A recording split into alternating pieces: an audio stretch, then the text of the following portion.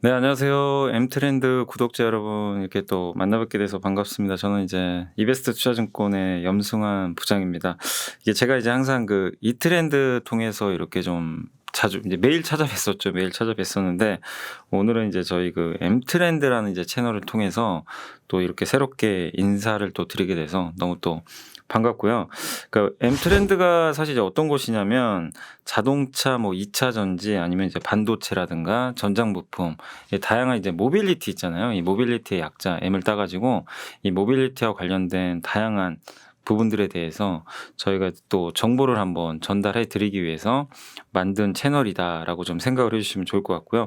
앞으로 모빌리티와 관련된 많은 또 저희 또 다양한 이 전문가분들 모셔가지고 정말 중요한 정보들을 좀 전달해 드리도록 할 테니까요.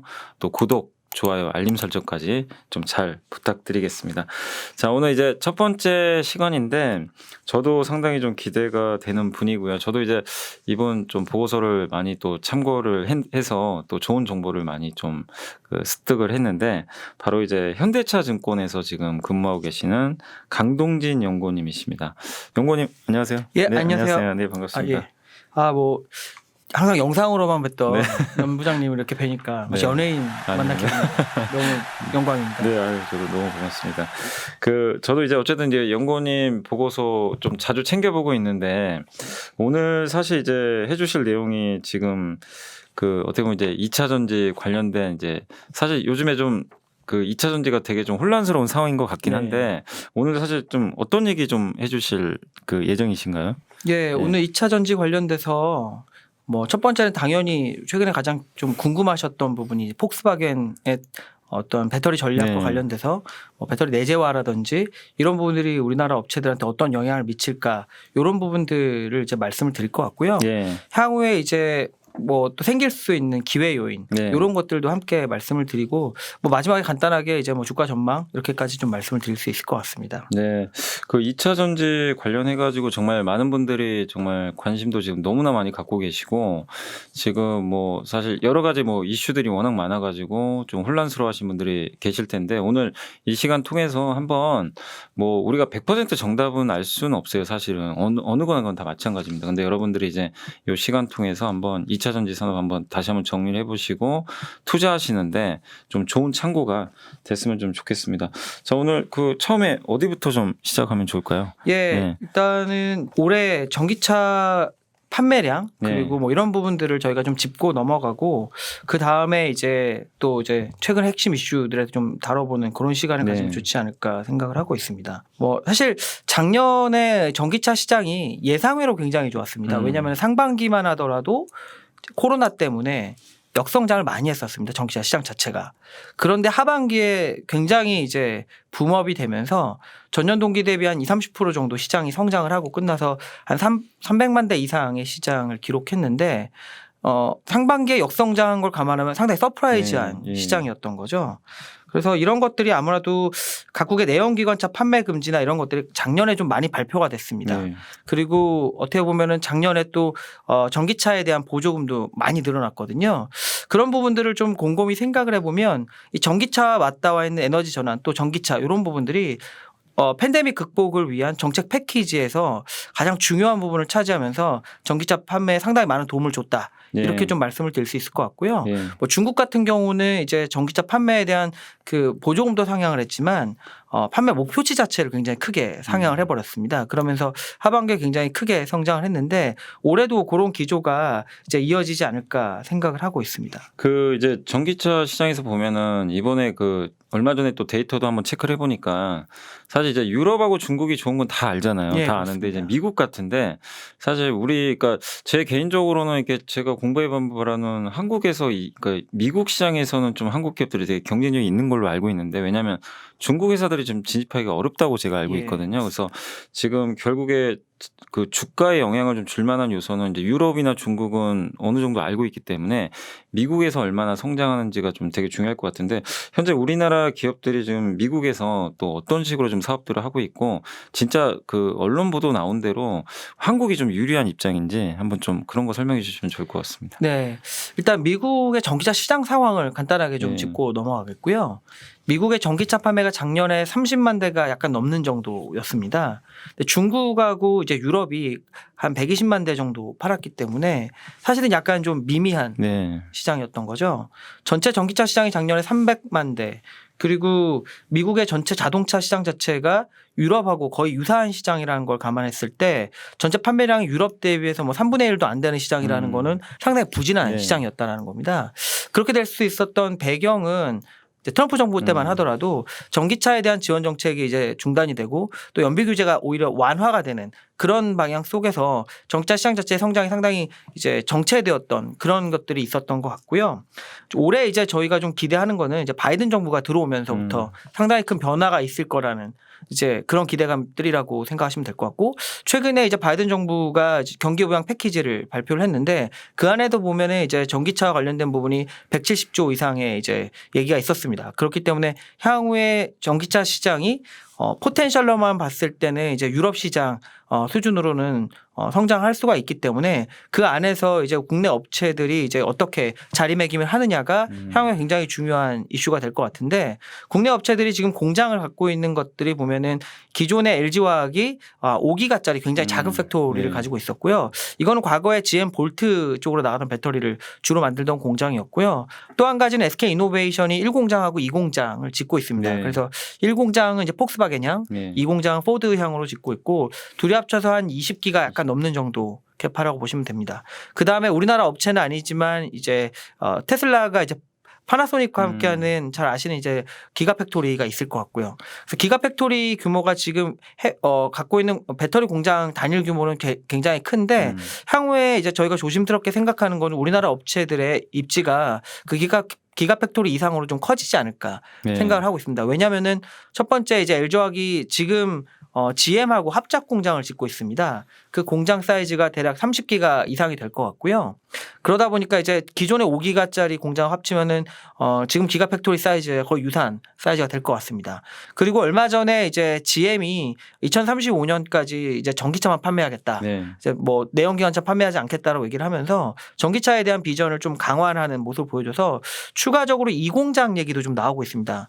그렇게 되면은 거의 이제 70기가 정도가 될 거기 때문에 사실은 저희가 생각하기에는 국내 업체들의 공장 사이즈만 하더라도 충분히 미국 내에서의 점유율을 상당히 높일 수 있는 그런 계획들이 아닌가 생각을 하고 있습니다. 네.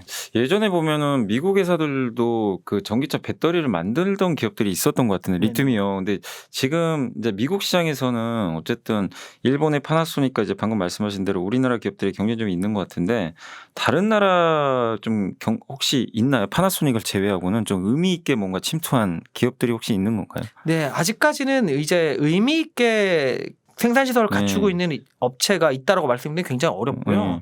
사실 그리고 배터리도 그냥 배터리를 만드는 게 아니라 전기차 쪽으로 들어가는 배터리를 만드는 업체는 거의 없다라고 이제 보셔도 됩니다. 과거에 이제 A123 이런 업체가 있었는데 이거는 이제 다른 데로 넘어가는 이제 경우가 있었고, 현재로서는 국내 업체, 그 다음에 일본 업체 파나소닉이 유일하다고 보시면 될 것 같고, 정책적으로도 이제 바이든 정부가 이제 얼마 전에도 이제 니케이를 통해서 그런 얘기가 나왔습니다만은 에너지나 그 배터리 쪽 관련돼서는 중국을 좀 배제한 밸류체인을 좀 가져가고 싶다는 얘기를 하고 있어서 어떻게 보면 중국 업체들이 지금 미국 시장은 적어도 들어오기는 상당히 어렵지 않을까라는 생각을 하고 있습니다. 사실 왜냐하면 이제 유럽 같은 경우에는 CATL이 이미 공장을 짓고 있기 때문에 어느 정도는 침투가 가능하겠지만, 미국 같은 경우에는 국내 업체들이 상당히 좀 정책적인 측면에서의 유리한 점을 좀 갖고 있다고 좀 생각을 하고 있습니다. 그러니까 요새 그 바이든 행정부가 지금 이제 추진하는 게 바이 아메리칸이라고 하잖아요. 제조붕인데 그러니까 반도체도 이미 한번 이제 그런 이제 공급망 재편 얘기가 나왔는데, 그럼 결국에 반도체나 좀 2차 전지 좀 비슷하게 생각해도 될까요? 그러니까 투자분들이 봤을 때 미국이 어쨌든 이제 전기차도 어차피 그 이제 생산을 늘릴 텐데 결국에 자국 내에서 생산하는 업체한테 뭐 유리한 뭐 이익을 준다던가 방금 말씀하신 중국을 배제하는, 그러니까 이런 그림이면 이게 이 상황 자체가 한국 그 뭐 배터리 회사나 혹시 아니면 뭐 현대차 같은 이런 회사들한테 좀 유리한 구도인지, 아니면은 오히려 미국 자국 내 업체들을 위한 거기 때문에 좀 불리할 수도 있는 건지, 좀 연구원님 생각이 좀 어떤지 좀 궁금하거든요. 1차적으로는 일단 긍정적이라고 생각을 하고 있습니다. 국내 업체들한테. 트럼프 정부 때 이미 그런 이제 기존의 나프타를 이제 변경한 이제 새로운 조약이 있었고요.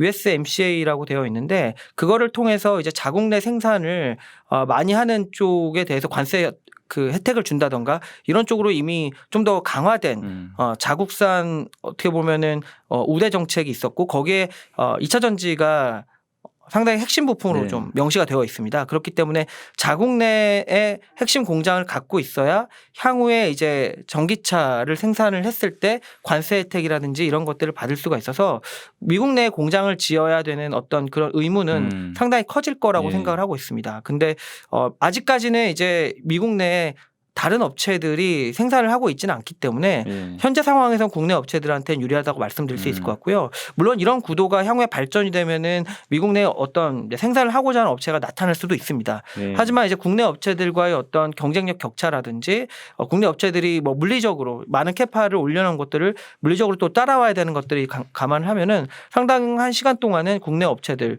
그리고 기존에 이제 침투했었던 파나소닉 이런 업체들이 좀 더 미국 내에서 좋은 입지를 가져가지 않을까 생각을 하고 있습니다. 네.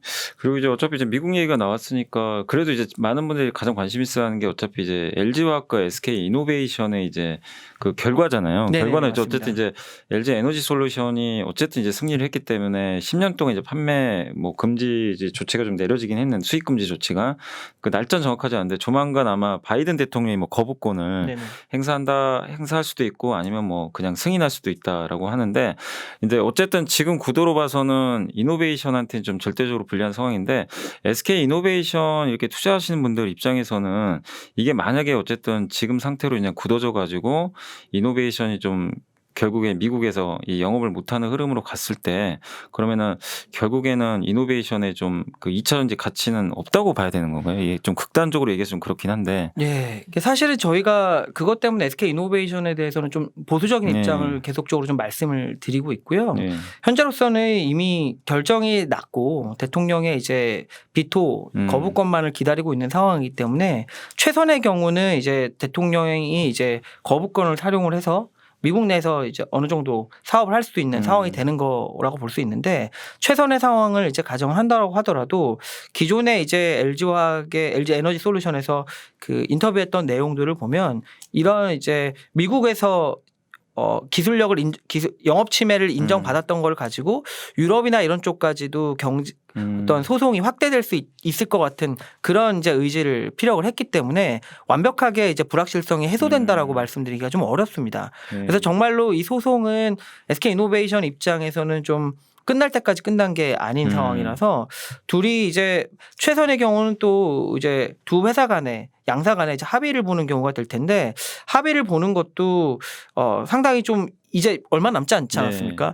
극적인 합의가 될 수 있을까에 대해서도 상당히 좀 미지수인 게 합의라는 게 어떻게 보면은 입장차가 좀 좁혀져야 됩니다. 왜냐하면 SK 이노베이션 입장에서는 자기들이 이제 영업 비밀 침해를 하지 않았는데 소송에 이제 미흡하게 대응을 해서 예를 들어서 이제 자료를 삭제한다든가 이런 이슈로 인해서 조기 패소 판결을 받았고 지금 금지를 받은 건데 이런 부분들이 아직 고려되지 않았다라고 이제 주장을 하는 상황이고요.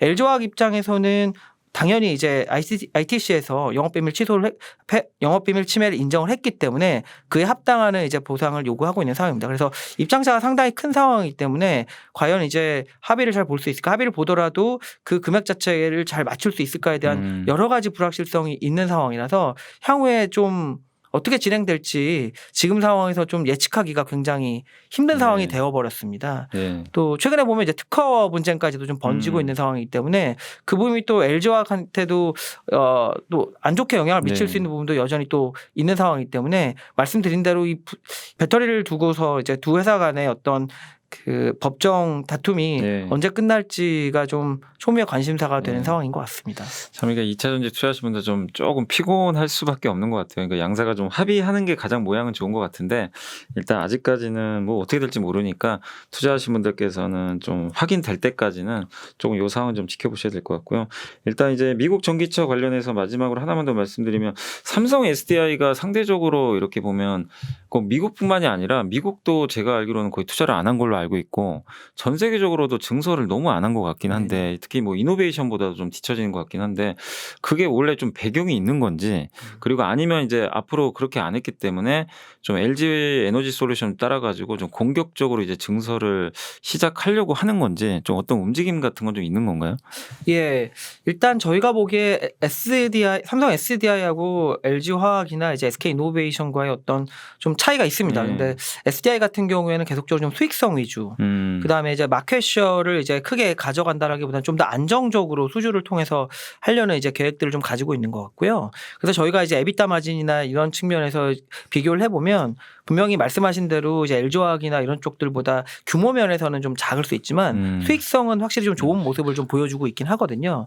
그래서 이제 약간 전략적인 차이가 좀 있는 것 같고, 근데 저희가 이제 좀 기대하고 있는 부분은 뭐냐면 이제 미국 시장 진출입니다.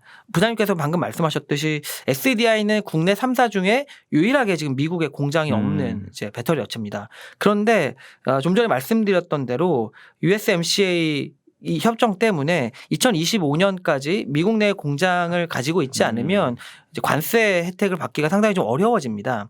그런데 이제 2025년에 그러면 공장을 가지고 이거를 가지고 유럽 업체들한테 배터리를 공급해 줘야만 유럽의 이제 완성차 업체들이 미국에 수출을 할 때 그 관세 혜택을 받을 수 있는데 물리적으로 이제 공장을 짓는 시간이 필요하지 않습니까? 네. 아직까지 사이트도 정해져 있지 않고 그다음에 이제 공장을 안정화시키는 이제 시간도 필요하기 때문에 저희가 보기에는 조만간 이제 적어도 올해 내에는 미국 시장 진출에 대한 결정이 좀 있지 않을까라는 좀 생각을 했습니다. 왜냐하면 타임라인 기준으로 보면은 올해를 넘어가게 되면은 상당히 좀 급박하게 돼버리는 상황이 되거든요. 그리고 또 올해가 저희가 보기에는 좀 좋은 상황이라고 생각을 하는 게 이제 올해 말이나 이런 때쯤 되면은 완성차 업체들의 차세대 프로젝트들이 좀 발주가 많이 나오는 시즌이 됐습니다. 이것들이 이제 보통 만들어지는 시기, 생산되는 시기가 2024년 정도로 생각을 하고 있고 2024년이나 2025년 정도가 될 텐데 지금 SDI가 미국에 공장을 못 짓는 또 여러 가지 이유 중에 하나가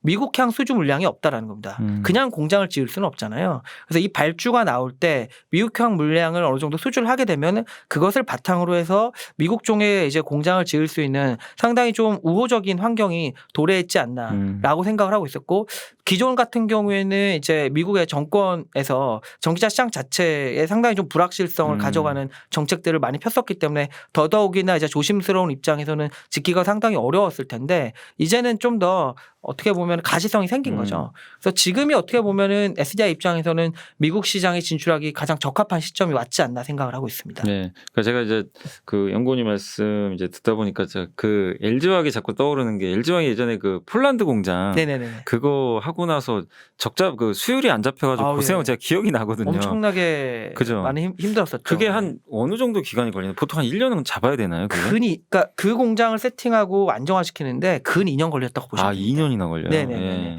왜냐하면 그때 같은 경우에는 더더욱이나 기존에 쓰지 않았던 폼팩트 약간 광폭셀이라고 해서 기존 이제 셀 대비해서 좀 더 긴 이제 좀 더 에너지 밀도를 높일 수가 있겠죠. 이런 셀들이 들어가기 시작을 했고 기존에랑 좀 다르게 좀 더 생산성 속도를 높일 수 있는 새로운 장비들이 또 들어가다 보니까 그걸 안정화시키는데 거의 뭐 1년 반에서 2년 가까이 걸렸었습니다. 그래서 상당히 좀 어려움을 많이 겪었었죠. 예. 그 SDI도 사실 그럼 이제 시간이 진짜 없긴 없네요. 이게 생각보다 지금 그 2025년까지니까. 네네네. 맞습니다.